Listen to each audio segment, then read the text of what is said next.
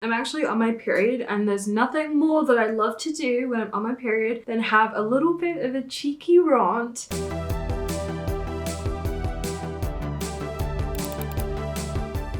Hi guys, welcome to today's video. We're going to be talking about the ugly truth that Harvard carries, but not everyone knows, especially if you've never been there. Please feel free to subscribe and like if you've been enjoying the content, and also hit that bell button so that you can get notified about any of my new videos. I'm posting about twice a week, so lots to catch up on. Definitely reach out to me on Instagram. I know a bunch of you are messaging me on Instagram about your applications and about other things too, so feel free to follow me there and DM me, and that is probably where I'm going to be the most responsive. But a quick disclaimer, not that I feel like I need to do one, but just in case you weren't aware, everything that I've ever said on this channel is just my opinion, and I'm not quoting unless I explicitly say that I'm quoting. What I will do instead is just link some articles down below. But these are all my opinions. You can feel free to agree or disagree. I'd love to hear your opinions down below, so leave a comment and we can have a conversation. I think it's important for you all to do your research, listen to other voices out there. I'm just the kind of person who wants to start conversations about things that we can all think about fixing, and I haven't seen a lot of these things being spoken about on YouTube or on other platforms, which is why I'm talking about them. But I would encourage you to go and do your research so you can get a whole range of opinions on these issues.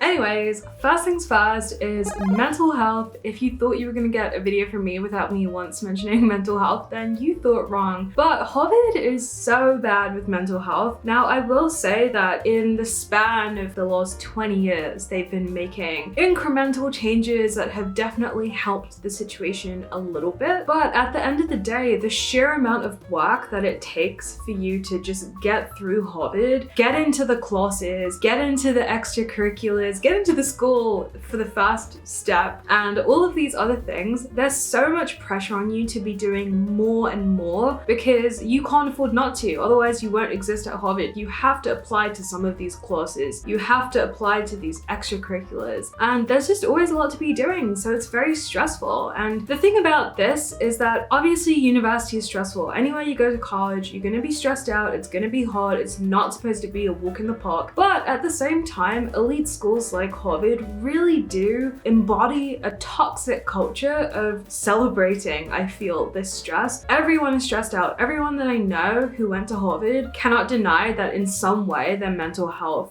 kind of, had an issue, and all of my friends that I speak to definitely experience that. So I would say that Harvard has two options, either fix the toxic culture or give people the resources to deal with it. And I don't think that they adequately do either of those things, and that is just the truth as I experience it. So yeah, it's definitely something to know about, and definitely feel free to check out my other video about that. I don't want to spend too much time rehashing the same points, but for a whole host of reasons, Harvard is trash when it comes to mental health. There's something in my nose, I promise I'm not picking it, I'm just, clearing it out. The next thing I wanted to talk about was drama. Now, Harvard is a very dramatic school. I feel like every week there's something new about the school in the papers. They also have the Harvard Crimson, which I worked for a little bit, which is the newspaper, and they publish their own news, and so oftentimes they're the first to break the story about something that's going on at Harvard. It's kind of stressful living on a campus that's constantly in the news. Now, I did some activism work back when I was in Harvard, and I did try to document that stuff on this channel. It didn't really go too well. I had a lot of trolls coming after me, but I wanted to focus on things that have been happening more recently. There was actually this really just annoying case. There was this professor, and he allegedly harassed these students, sexually harassed these students, and there was a Title IX case going on. But then the annoying part was that a bunch of these other professors came in and were like, oh my gosh, what do you mean he did this? He's such a nice guy. Like, I don't think he could have done this. We want to support him. Flash forward, all of these other professors came in and were like, how could you say that? Because a lot of students were upset. They were like, why are all professors standing with an alleged harasser? Shouldn't they let Title IX, I don't know, maybe do its job? But those professors came in and were saying, hey,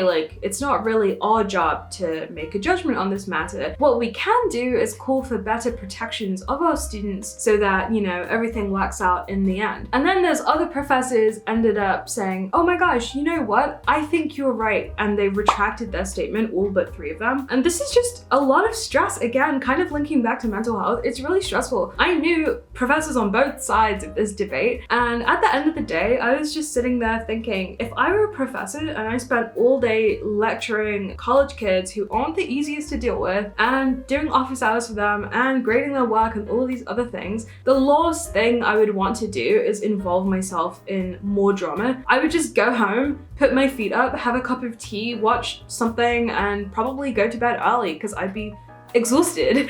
But it's crazy that these professors just feel like they can go in and talk about things that are really just not in their purview. At the end of the day, their job is to be there and to teach and help students kind of get to that next level, help them understand concepts, not to make judgments on Title IX, pending Title IX cases. And it's really crazy because it's not the only example. A couple of months ago, I saw one of my former professors on Fox News saying that there were only 2 genders, even though she said the complete opposite thing in class about 3 years ago when I was there. So I'm a little bit confused about why these professors are going rogue, but it doesn't really help when it comes to the drama. And the saddest thing is that the things that actually need the attention, like the current state of Title IX and how we need to reform it, are not getting the attention they deserve because too many people are focused on these other incidents, and it's just really sad. I would encourage you guys to read about those headlines down below. Another thing I wanted to talk about was Harvard's history with its workers. Actually, during my freshman year, I think I was about maybe a month or 2 in when the Harvard University dining staff went on strike. And at the time, I hadn't really ever even been to a protest. What happened was the dining staff who were in every single dining hall, they went on strike for 22 days, and this involved them walking through Harvard Yard in a picket line, waving their flags and beating drums every single morning, like really early, like 6 a.m. And I thought this was amazing. You know, I thought this was so powerful because I hadn't ever seen a protest to this level before. And I think the union did such a good job helping them and eventually being able to negotiate the contract in the way that they wanted. But in hindsight, I think it's crazy that they even had to go to these extremes. Harvard has a $53.2 billion endowment, okay? And what these people were asking for was to be paid more than $31,000 a year, which is like not enough money to support themselves, their spouses, and their families. That's not enough at all. They wanted to get improved healthcare benefits so that it would be easier for them to take care of their families and pay for their children's health insurance. So there were all of these different things going on, and I'm just like, how come Harvard couldn't pay for the workers who are honestly probably the people we as students see the most? Why couldn't they have just done that in the first place? Like, why are they getting paid so little? And I actually did some digging in preparation for this video, and I found that in order to just live in Cambridge, Massachusetts, which is where Harvard is located, you would have to make well in excess of $31,000 a year. It's a really expensive city, and I'm not saying that the workers live there. They have to commute. And so I would expect that maybe they'd get some sort of commuting pass too, or a benefit there. And it just goes to show that Harvard just doesn't care about its workers. Like, all of these people who make up the Harvard experience, you can ask any student and they'll know the name of their dining hall person. My one was called Grace. She was like a second mom to me at Harvard, and all of the other workers that are just there, and they make your day so much brighter because they make you feel like you're part of a community. They're just getting treated like they're nothing, and it's really bad and unfair, and Harvard needs to do more. It's simply unacceptable that we're using this money to fund random investments into things that we shouldn't be, like the military industrial complex and the prison industrial complex, but we're not paying the people who are helping us the right amount of money. And this is a problem in all of America. We can talk about Tesla, we can talk about Amazon, so many different companies, but unfortunately it exists here at Harvard too. So we have to remember that Harvard is just a business at the end of the day. And although you can get a fabulous education there are things that we should be critical about too, about the way that it sets up those systems to enable us to be there in the first place. I guess on the flip side of that is my next point, which is more to do about how Harvard treats its students. Generally speaking, take out, discrimination of this group or how women are treated. Take out all of those things. At its core, I feel like Harvard really tries to provide us with everything in a very material sense. Everyone is guaranteed housing, and if you wish not to take that housing, that's fine. But I think the last time I checked, prior to the pandemic, it was like 98% of students who live on campus, in campus housing. That's a crazy high amount, and we don't have to worry about any of those things. If you pay to go to Harvard, then that's covered in that cost, and if you don't, then they pay for it for you. Unlimited dining halls, so you can go in and out whenever you want and pick things up. Harvard just gives us everything we need, and you might be thinking, why is this a problem? Like, why are you complaining about getting treated so well? I'm not complaining about getting treated so well. In treating us so well, thank you so much, Harvard. In treating us so well, there is almost an unrealistic standard that's set when you then graduate and you're kind of thrown into the world. And you realize, oh my gosh, rent actually costs $2,000 and something, like for the same room I would have had at Harvard. And all of this food that I just get to pig out on every day actually costs money. And if I want to keep up with the way I'm going, I'm gonna have to make XYZ amount of money. And I feel like there just isn't any discussion of financial literacy. I noticed that the only places I heard people talking about financial literacy and learning about how to save money, how to budget, how to invest, all of these things were catered towards FGLI, fast gen low income. But I think that they're not the only group that needs to hear about this. Pretty much, unless your daddy works at JP Morgan or something like that, you might not be in the circles of people who are learning about these things. It's one thing if we're talking about, you know, a small school with limited resources, but this is Harvard, okay? Like, they know, I mean, $53.2 billion endowment, and you're telling me that they can't afford to teach us about how to invest. It's like, okay, come on, just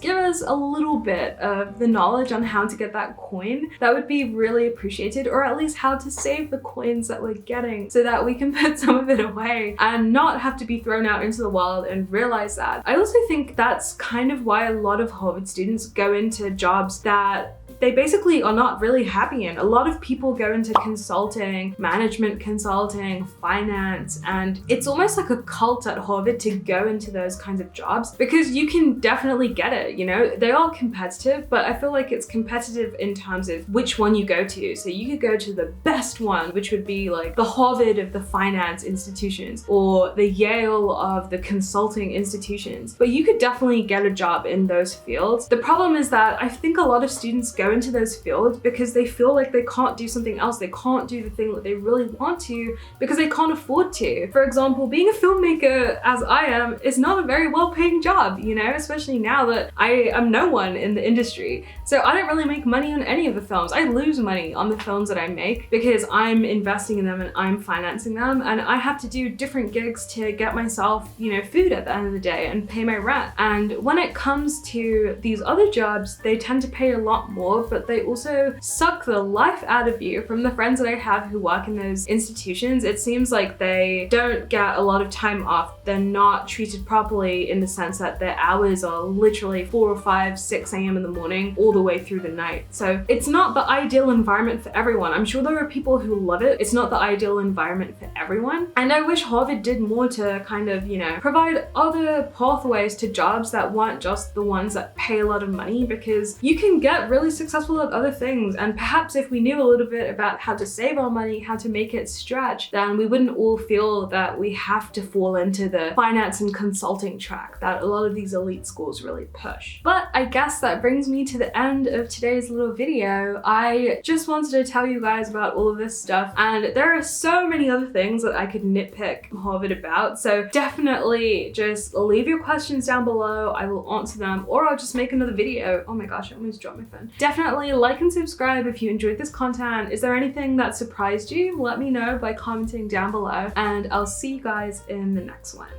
Bye!